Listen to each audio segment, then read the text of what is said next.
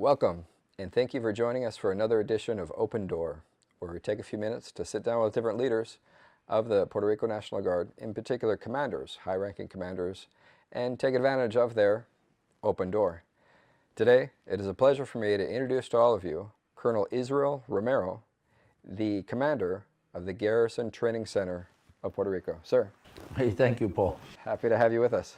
Me too. I'm happy to be here, Paul. Good. Well, thanks again for joining us today and letting our viewers get a better appreciation of who you are and this journey that you've begun to embark upon as commander of the Garrison Training Center.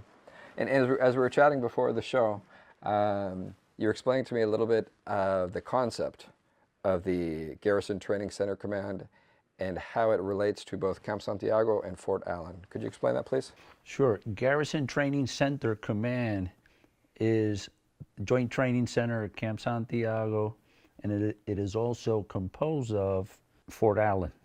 And both of these locations, the Joint Training Center at Camp Santiago, which has over 15,300 plus acres, and Fort Allen, that has 720 acres, all fall under Garrison Training Center Command. Okay. And between the two, there's, I'm sure, more of a focus in one area, as we know, at Fort Allen is the Regional Training Institute. Yes, Fort Allen, we have several tenants there, and we have the program, the challenge program. We have many of the units that belong to the 191st RSG and other tenants that live there. The focus of Fort Allen, one of its principal focus, is the classroom training environment for our service members. While the Joint Training Center, Camp Santiago, its focus is to go ahead and execute what they learn in the classroom. Let's go out to the field and exercise what was taught. Sure. Right. Mm-hmm. So the kind of practical and then hands-on, moving on to Camp Santiago. Yes. Okay, very good. What,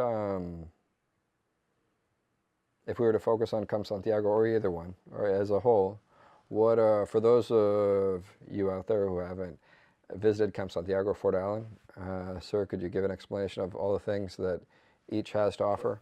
Well, Garrison Training Center Command has over 22 different ranges that are capable, you are capable to go ahead and shoot any type of weapon system that exists within the U.S. inventory. They're used there. We have our clients, our local clients, which is the U.S. Coast Guard, the Navy, the Marines, the Air Force, and the Army that utilizes these different ranges that we have. We have land navigation. We have an automatic shoot house with very good technology. It currently has 30 different scenarios that could go ahead and be used there, and those who are participating there can go ahead and create their own. If they want to create a different scenario that doesn't exist within the 30 that are there, they can go ahead and utilize it. We have drop zones. We have an area where paratroopers can go ahead and jump in. So we have everything that I dare say that you need to be able to mobilize service members to go ahead and prepare them in support of whatever they may be doing. We also have a rubble pile, rappelling towers. Well, a lot of opportunities. I understand since you recently became the commander, you've already begun to do, you've been kind of proactive in your reach to recruit people to come down to Salinas to conduct training there. Yes. Reaching out and knocking on doors. Yes, indeed, Paul. We have active communication. We've established active communication with all of the services in Puerto Rico. Once again, I want to go ahead and repeat: Marines, the Navy, the Air Force, the Coast Guard. We've had already three meetings We had them individually and we've had them collectively. And we had one yesterday, and there's a commitment to explore the possibility of doing a joint training exercise in the month of April of all of the services that are located here in Puerto Rico. And we're also in conversation with several organizations, special forces organizations that exist in the U.S. mainland, of them also participating in that training venue. You had asked if we're about communicating and being proactive. We met with the Department of Homeland Security. They have presented an interest in participating in these joint training opportunities as well. With that also, we have established communications with the embassies, commencing through Canada all the way down to Argentina, the Caribbean, Europe, the western part of Africa, and we've also have on our social media platforms communicated with the different services within these countries. Royal Canadian Air Force, the Royal Canadian Air Force, their Navy, the Chilean Armada, the Argentina Armada, Israeli Defense Forces. So we're communicating via social media platform, and we're doing that outreach so everybody knows who we are, and we want to go ahead and look at those who are friendly to the United States, that we're also a partner, and when they're going ahead and think about where to go ahead and train, that they have Joint Training Center Camp Santiago as one of their options on the table. One good thing that we have is that while the soil may be extremely hard for engineer units to go ahead and train during the winter period within the Americas and also in Europe and elsewhere, they can come over here and train all year long. Yes. Well, very good. And what you just mentioned of the importance of social media, this is our intent with this video as well, as it's put on our YouTube channel and Facebook and shared with others, so the word gets out of all the great things that are happening in Camp Santiago and Fort Allen. It's no secret that last year, with the passing of Hurricane Maria, Camp Santiago in particular took quite a big hit. For those out there who may think, the buildings were destroyed completely, what can you tell us about the recovery efforts that are already in place?